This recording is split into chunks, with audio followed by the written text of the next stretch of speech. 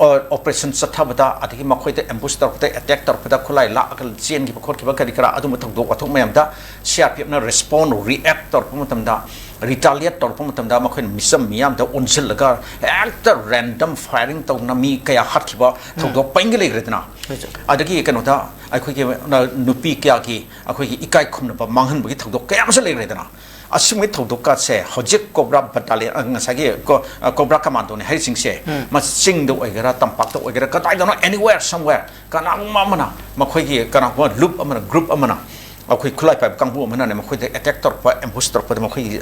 casualty khara yaw pa da ba makhoi ji tor ne moina mo hen tor ne ba makhoi na mata de misam miyam ga nei rak ka do nei khair ka do tor ka do ji kana de akhoi hairu da talli hai tare adu de atu makhoi na adu mit adu ure hai tare adu thor ka da moyam do ma se punam se akhoi pa ba ni akhoi tai khangi akhoi na Jharkhand da Uttarakhand da adiki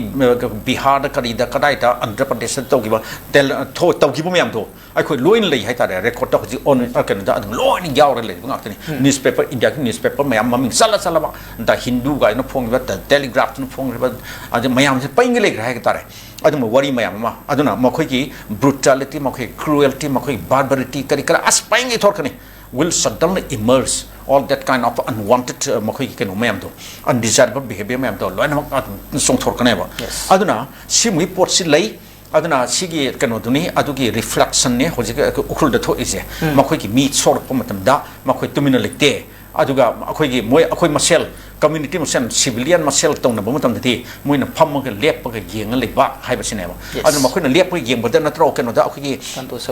soro jet soro da wangli da namli da kano ki KNB na kano ti from across the border sangsil lagi attack tor pumutam da manak to the le ba asam rifle skip post na makhoi tumina le gi ba na tro adu na siwa wa phamayam le gre hai tare na thok tok te kana dia hairu na ama ani khaki wa na tre adu na innumerable ni hai tare adu siwa wa pham slei mangangsa aduna sidadi kari tabutai aikhoi miyam na aikhoi civilian singna aikhoi isani sabu fen tok jabata hai tare defend tok jabata hai tare aduna tadi aikhoi pambai lete upa lete aduna aikhoi na sat pa ba legal gi opa market sat kani aduga people aikhoi democracy gi ma lebak ma da leibani na aikhoi kari tabutai movement tabutai protest tabutai aduna agitation tabutai hai tare aduni mangangsa yam bazwa famni hojik lai ba manipur thole birang si loisina na ba lakriba security forcing asida koi misam miam sig ngak pi gina bagi lak libra natraga ai khoi bu awaba tahan bagi lak libra hai ba si so wang am oiri ha ba duni yam bazwa famni ja makha ta da laksani sini khoi yam maru oi ba NPP ki leader ama oiri ba konat sangma na phungdu ki wa phum sida sui ko yam maru oi wa phum ba phungdu le ha ba tare ma na phungdu ki ba si ko gi manipur gi oiri ba irang si sautho han ba Myanmar gi changluk pa ain kaina changlak pa mioi sing sina su hen na maru oi ba thodang lori hai wa phum ma phungdu wa phum rang phungdu ki ha ba tare ko gi sigum ba NPP gi lusing nu phungdu lu wa phum su kamai hi be ba mangsa hauji akhoi ki NPP ki ma khoi ki di national party amani na hairi bani na ai haijar ke national president na haijar ke asimba national president oi ba khoi gi aduga Meghalaya gi chief minister oi ba Conrad Sangma na laamdana Imphal da namini lera me haraka NPP ki oi ba ma khoi gi party ki office building ama ami manipur ki da kano tawre inaugurate tawre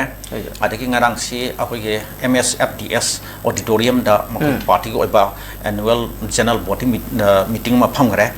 aduga mahak akoi pangmi mayam thawari sana ba khona ba mayam ma legre interaction adagi kano da party ko ba makoi ge akoi state leaders singa su wari sana dana kotna adam magi party si phanana ba haitare ne ko ada magi future akoi manipur da semgat na ba amasung national oina su haitare yang paksana north east ki oina haitare ko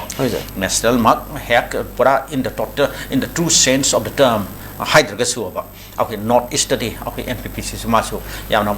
okay powerful oiba atamba political party ma oina na bagi ma koi pandam ki kari ki matang da wa khana nei na ba adum lekre yes ado sigi corner sangma haise ma si akoi kari hani aina ai samaksu kana ta Facebook da kari da ma adum follow to misak amani hai tare ada ai khoi su ma ki Facebook post kari ta ga ma na thagala pokula pa taw pumem da ai su comment adum pi aduga akoi Meghalaya ki mi mayam amaga ai ga adum interact na khonba adum mo pot su lei